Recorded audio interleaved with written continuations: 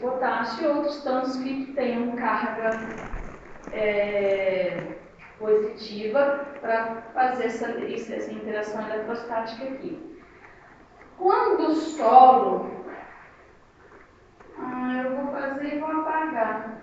Eu vou fazer e vou apagar para não deixar vocês confundirem, não desenha não. Quando o solo... Por isso que a gente tem que fazer a calagem e a adubação do solo, tá? Para possibilitar isso aqui, ó. Quando a gente tem um solo assim, gente...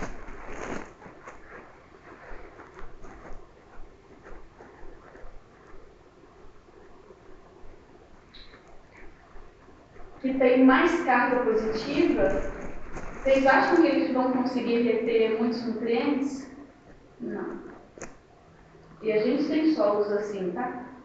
Não vai conseguir reter. Os nutrientes não vão ficar retidos por ligação eletrostática de cargas, né? Então, na verdade, os nutrientes vão se perder, vão embora. Tá certo, gente? Mas a gente tem solos assim, tá? Mas a gente tem que fazer práticas para que eles fiquem assim. E aí possam reter, como ele falou, o Israel falou, os minerais que são nutrientes e que vão ser usados pela planta e pelos micro-organismos, tá? E depois os outros seres vão comer as plantas, né? E vão se beneficiar disso, não é isso? Então, vou sair daqui totalmente. Vocês lembram daquele tenista brasileiro, Guga? Já aposentou do esporte, né? Mas vai lá, de repente, no YouTube e na internet, você vai ver um grande tenista brasileiro. Vocês lembram o que ele fazia nos intervalos dos jogos? Ele levava banana mesmo para o estádio. Não era estádio só aqui do Brasil, não, lá fora também. Roland Garros, Wimbledon, entre outros. Ele levava banana. Então, ele, em vez de tomar uma bebida isotônica, ele comia banana. Mas por que será que ele comia banana? Alguém sabe? Uma das propriedades boas da banana? Evita-cãibra. Hein? Evita-cãibra. Sim, mas qual é o mineral principal da banana? Potássio. Então, quando ele comia banana, ele queria o potássio. Agora, dependendo de como a banana seja cultivada, ela pode estar até um pouquinho mais pobre em potássio, não pode? Pois é. Então, a areia, ela não vai contribuir com aquelas cargas, né? O silt muito pouco, mas quem que vai contribuir mais? A argila, né? E a matéria orgânica. A argila tem argila 1 para 1, argila 2 para 1, né? Então elas vão contribuir para isso. E a matéria orgânica, fundamentalmente. Só que a matéria orgânica, ela vai atuar, mas ela vai ter uma CTC, essa capacidade de reter, que é dependente do pH daquele solo. Então, por isso que é importante a gente fazer a calagem, que corrige o pH do solo, né? Então, o pH do solo vai ajustar para o pH entre 5,5 e 6,5, para precipitar esse alumínio aqui, que ficaria retido também. Então, esse alumínio aqui, ó, ele também fica retido. Só que ele apresenta toxicidade para a maioria das plantas e para os micro-organismos. Quando a gente faz a calagem, a gente vai deixar o solo mais propício para reter os nutrientes macro e micro importantes para as plantas, mas também são para os micro-organismos. E esse alumínio, com a calagem, ele vai se precipitar, vai formar um composto, vai ficar precipitado, e aí precipitado ele fica no solo mais ou menos como imobilizado, sem estar biodisponível para a planta. E também para o micro-organismo, tá? Então, nós temos essas partículas do solo, considerando que esse grupo aqui é que vai atuar mais nessa questão das cargas. Mas eles vão se organizar. A areia é muito importante do ponto de vista das propriedades físicas do solo, porque ela vai ajudar na drenagem, ela vai ajudar na questão de poder estudar a textura, se o solo é argiloso, muito argiloso, franco argiloso, um pouco arenoso, franco arenoso, totalmente arenoso, enfim, né? Então, o que acontece? Então, ela tem sua razão de ser e fazer parte do solo. Por quê? Se o solo for praticamente feito dessa parte aqui, vai ser no momento que entrar água, o que vai acontecer com a água? Ela vai ficar parada e vai ter uma drenagem totalmente dificultada, ela vai ficar aí parada. Ela vai ter dificuldade de entrar no perfil do solo. Então, ela vai ser muito importante para outras características do solo que não que eu estou comentando de cargas e nutrientes, tá? Mas aí, quando essas frações aqui, elas se organizam, elas vão produzir o espaço poroso do solo. E esse espaço poroso do solo, feito de microporos e macroporos, é que aí, então, nesses espaços, nós teremos, então, a água e nós teremos o ar, tá certo, gente? Então, formando o sistema trifásico, então, aí, assim, se o quadro descesse seria melhor, né? Aí eu ia colocar aqui a água e embaixo eu ia colocar o ar. Como não tem espaço, eu vou colocar o ar aqui, tá bem? Então, a gente tem 1, 2 e 3. É um sistema trifásico. E aí a gente não pode pensar em solo sem pensar no sistema como um todo, contando a água e o ar. Por quê? Porque o ar ele é muito importante estar fazendo parte da estrutura do solo, da gênese do solo. Por quê? Porque a biota do solo, os micro-organismos do solo e o sistema radicular das plantas respiram, concordam? Tá? Então ele faz parte. Quando ele é retirado, então, por exemplo, se a gente tem situações, infelizmente, que a gente pode enfrentar, né? O Sul enfrentou, lembra? Né? A gente pode ter plantas que, a gente tem plantas que conseguem viver em situações de água, que são os igarapés, tá certo? Mas numa situação de alagamento, as plantas podem aguentar um determinado tempo. Mas dependendo do tempo em que aquela área ficar saturada, as plantas não vão aguentar, porque elas não foram feitas para aquele ambiente que está sem o ar. Tá? Tá bem, gente? E a água, ela, tendo equilíbrio entre esses três aqui, ela é muito importante. Por quê? Porque, na verdade, as plantas têm duas maneiras de chegar aos nutrientes até elas, nutrientes minerais. Cálcio, magnésio, potássio, aí os fósforo, enfim, o potássio é macronutriente, né? NPK, enfim. O que acontece? Como é que eles vão chegar até a planta? Eles vão chegar pela água, no sentido da água que está no solo. Por quê? Porque são dois processos, o fluxo em massa e a difusão.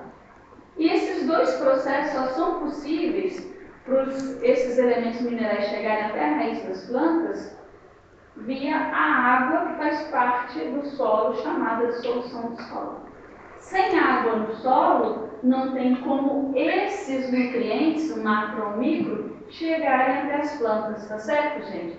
Por isso que a gente, no solo, só pode fazer calagem e adubação quando vai chegar perto da estação das águas. Por quê? Se a gente fizer uma calagem para acertar o pH do solo e fizer uma adubação no período seco, o nutriente vai estar lá no solo? Vai, mas ele vai chegar até a planta? Não, porque está sem água para fazer isso. Tá? E aí é claro que a gente pode então ter perdas desses nutrientes. Por quê? Dependendo do tipo do nutriente, a composição em que ele está, a gente pode perder por volatilização, a gente pode perder por lixiviação, a gente pode perder, no caso do nitrogênio, por desnitrificação, e aí tem várias sucessivas perdas aí. Então, a gente precisa da água, por isso o solo é um sistema trifásico. Tá? E então, o que acontece? esse arranjamento, né, dessas partículas aí do solo e o espaço poroso que vai ter a água e o ar, né, é que resulta então nos agregados que podem ter diferentes características, né, e que eles então vão constituir as unidades básicas da estrutura do solo. Certo, gente? Deu para a gente chegar aí? Então, o que acontece? Esses agregados formados por essas partículas aqui, eles serão importantes, né, como suporte físico para a aderência microbiana, né, e os micro-organismos vão poder viver dentro de agregados e fora de agregados do solo, né, onde eles vão encontrar condições diferenciadas, né, de disponibilidade da atmosfera do ar, a quantidade de disponibilidade de nutrientes, né, e vai possibilitar então a vida desses milhares de micro-organismos que terão genomas diferentes e habilidades metabólicas também bem diferentes, bem diversas nessas regiões. Ok, gente? Aqui nós temos uma figura daquele livro do Cardoso e Andreotti que eu tinha falado para vocês. Figura não, esquema, né? Aí é um esquema para mostrar então o aglomerado do solo. E aí a gente vai falar. Pena que eu não estou com o negócio que aponta nem nada. Mas aqui a gente vê em tamanho maior a areia, das partículas ela realmente seria maior. Depois o silt em cinza. A argila dessa cor marronzinha, bem próxima à cor dela, realmente, né? A matéria orgânica, acho que ela está tendo uma posição de destaque aqui, porque se a gente for pensar em tamanho, ela seria a menor de todas, mas está aparecendo essa estrela aqui de várias pontas, sei lá, em preto, está destacando aqui a matéria orgânica. A água está sendo mostrada por essa parte, essa forma oval aqui, que tem água nesse aglomerado, e esse espaço em branco seria a própria situação onde o ar, né, a atmosfera do solo está ali presente e a vida acontecendo aqui, né? Então a gente tem, aí eu tenho que ser franco com vocês uma coisa, quer ver como é que eu vou mostrar?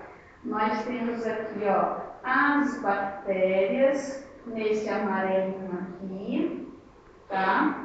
Nós temos as arquibactérias ou arqueias nessa cor aqui de tijolo, vocês estão vendo? E os fungos, como eles formam hifas, essas hifas vão ramificando e formando micélios, e esses micélios podem ser bem compridos, ele é representado por uma linha. Então, essas linhas aqui, na verdade, estão mostrando o quê? A ocupação fúngica via micélio. O micélio vai preferencialmente passar entre os agregados do solo. Vai ser bem menos o caso de entrar no interior do agregado, mas tem o caso que entra e tem principalmente passando entre os agregados. E as bactérias, chamadas actinomycetes ou actinobactérias, elas têm micélios bem mais fininhos que vão também acontecer aqui preferencialmente entre agregados. Então, aqui nós temos a figura de um livro do pessoal da UFLA, onde mostra, né, um número relativo de cada tipo de micro-organismo. Então, aqui está falando bactérias gram-negativas, bactérias esporulantes, que são gram-positivas, bactérias halófitas, que têm condições de viver numa concentração de sais de 10%, os actinomycetes, que na verdade são as actinobactérias, e os fungos. E na cor mais escura, eles vivendo dentro dos agregados, e na cor mais clara, eles vivendo fora dos agregados. Então, o que a gente percebe aqui? Das bactérias gram-negativas, são aquelas que têm aquela parede celular mais complexa, que tem a membrana externa e a camada de LPS, a a gente vê em sua grande maioria vivendo dentro dos agregados do solo e 1% vivendo fora. Quando a gente vai para as esporulantes, aquelas, lembrando outra disciplina, que formam os endósporos, que vão sobreviver a temperaturas mais altas, dessecação, substâncias químicas, radiação, a grande maioria está vivendo fora dos agregados e uma parte dentro do agregado. Quando a gente vai para as bactérias halofílicas, que aguentam viver numa concentração salina maior, a gente tem um percentual maior crescendo dentro dos agregados. Quando a gente vai para o grupo de bactérias, que hoje em dia são chamadas actinobactérias, que tem essas características parecidas com fungos, ou seja, um micélio, mas bem mais fininho, a gente percebe que a maioria está fora dos agregados comparativamente ao que cresce dentro. E quando a gente vai para os fungos, fazendo menção àquela figura anterior, a gente vê que a maioria esmagadora dos fungos, justamente pelos micélios, está vivendo que fora dos agregados, seus micélios estão passando entre os agregados. Tá? E algum ou que vai viver dentro dos agregados. Aqui é um outro livro, aqui é a Microbiologia de Brock, mostrando outra estrutura de aglomerado do solo, mostrando ele já como um habitat microbiano. Então, nós temos a areia, nós temos o silt, nós temos a argila, em azul a água, né? No branquinho o ar, essa cor aqui seria a matéria orgânica, tá? E a gente vê o crescimento microbiano, diferentes crescimentos microbianos, né, acontecendo no interior do agregado, preso, aderido à partícula do solo como a areia, né? E a partir daí, a gente daqui a pouco vai finalizar a aula falando de que forma esses micro-organismos que vão viver no solo também podem contribuir na própria organização desses aglomerados e na manutenção deles na estrutura do solo, tá? Então, vamos lá. Aqui, então, né, essa microbiota do solo, compostas por bactérias, não está escrito aí, arquibactérias, fungos, actinobactérias, que são os antigos actinomicetos, e a biota do solo, né, nesse caso aqui é o macrofauna, minhocas e cupins, contribuem para a formação desses agregados, né, dessas estruturas estáveis no solo. Por quê? Porque elas vão contribuir para unir essas partículas, né, de diferentes maneiras. Uma delas seria por meio da liberação de secreções, que a gente vai ver em seguida. E a outra pela mesma questão dos micélios que vão crescendo. Então, acaba que esse grupo de organismos, que são os micro-organismos, vão ter contribuição direta na formação, né, e na manutenção de agregados, né? E aí, o que eles vão fazer? Eles têm significativa participação na formação de minerais por meio da biomineralização, porque eles vão residir nesses locais e com seus ácidos orgânicos eles vão fazer o quê? A liberação de minerais, por isso eles fazem parte do processo pedogenético. Então, aqui nós temos figuras de microscopia eletrônica de varredura mostrando populações microbianas em partículas de solo, tá? Então, nessa foto aqui, nós temos partículas de solo e em cada uma delas diferentes micro-organismos. Então, aqui na letra A, nós temos colônias de cocobacilos, que eu digo que não é nenhum bacilo perfeito, nem uma forma esférica perfeita, né? Aqui na letra B, nós já temos aqui na letra B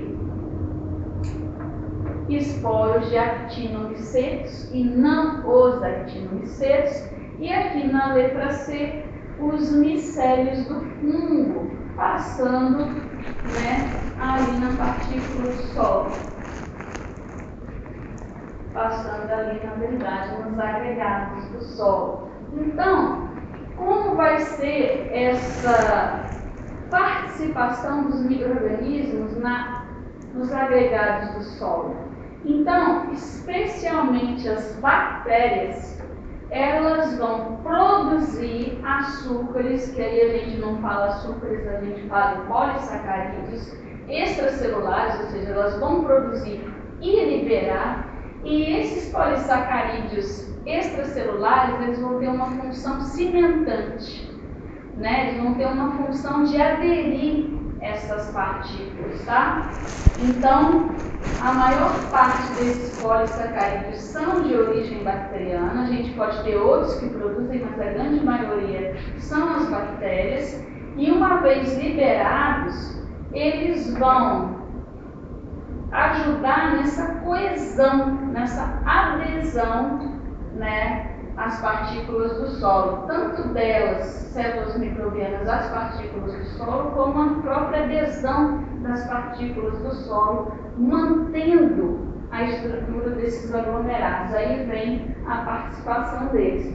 Aqui, um quadro mais antigo, que infelizmente esses autores não mais fizeram novas edições, então infelizmente nós estamos em 2025, essa edição é de 2006 e nós não temos, só que o melhor livro em termos de informações da microbiologia do solo no Brasil em português são esses aqui.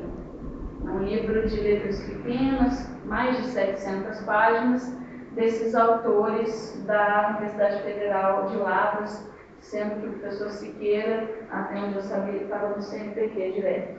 Então, aqui tem uma tabela mostrando que alguns desses polissacarídeos que foram isolados pelo homem têm muita importância na indústria, né? Inclusive nos alimentos.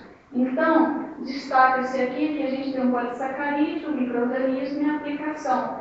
A xantana, a destrana, os alginatos. Então, goma xantana, goma destrana, usado em alimentos, alginatos. Nós temos muitos.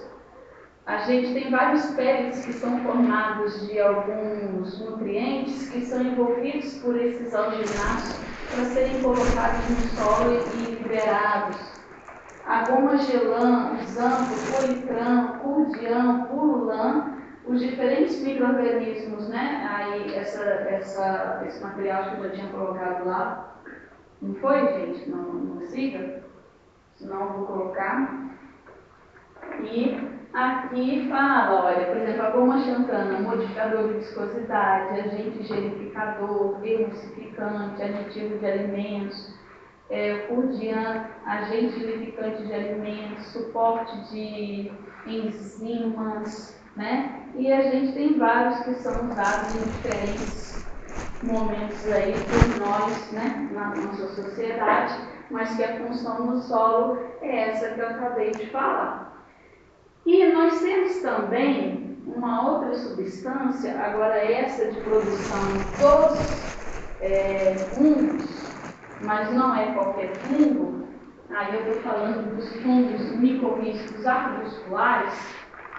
A micorriza é uma associação simbiótica mutualista que a gente vai falar na disciplina, né? Mas no caso aqui específico, esses fungos micorrízicos arbusculares, eles produzem e liberam uma substância, né? A glomalina, que vai ajudar também na adesão das partículas desses agregados do solo entre si, né? E ela também é uma glicoproteína, ou seja, ela tem uma parte de açúcares nessa proteína. Então, essa glomalina, ela é adesiva, né? Ela é mais viscosa, ela é hidrofóbica, uma glicoproteína hidrofóbica, termoestável, recalcitrante, ou seja, tem aquela dificuldade de fazer a quebra e a transformação. Então, é algo que vai ficar no solo, né?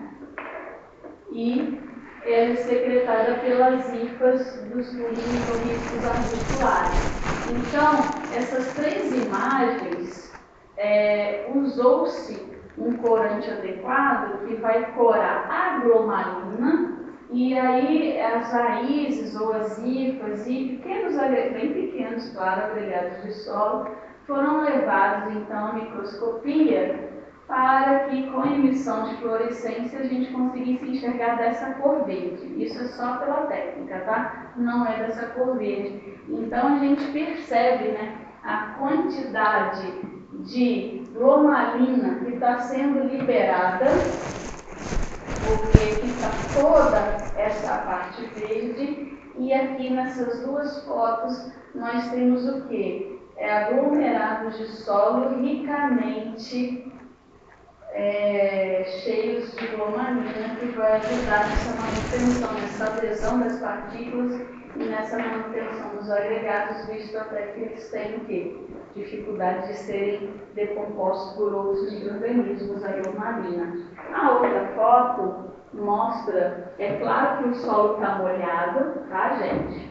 Então, claro que tem isso, mas essa raiz, ela passou um pouco por peneira, tá?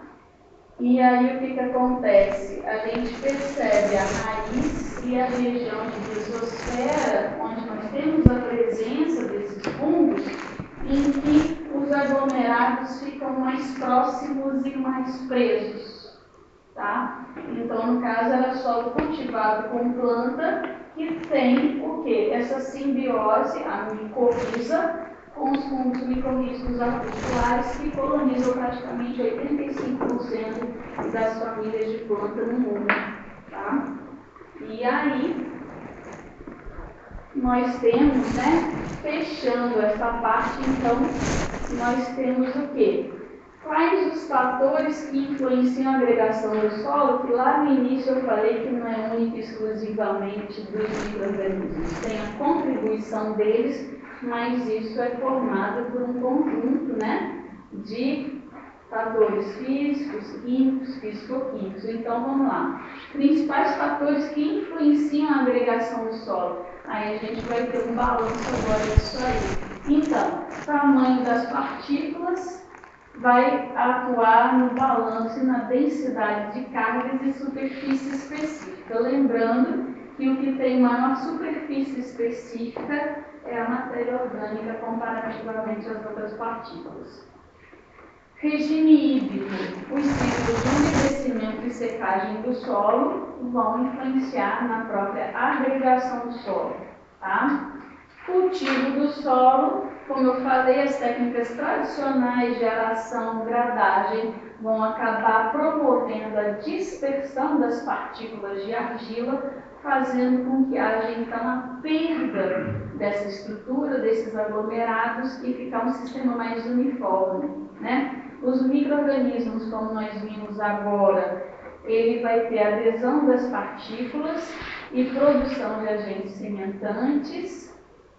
Os macro-organismos, aglomeração das partículas, minhoca, por exemplo, raízes finas, favorecimento de micro-organismos, ação mecânica que promove a aproximação das partículas e mucigel, que é um dos exudatos, que vai ter ação cimentante também. Então, antes de eu finalizar essa aula, eu quero destacar três coisas, que eu acho que eu não falei tanto uma delas. Como é que os micro-organismos vão contribuir para os agregados do solo? As bactérias, em sua maioria, com a liberação de polissacarídeos extracelulares, propriedades cimentantes de adesão.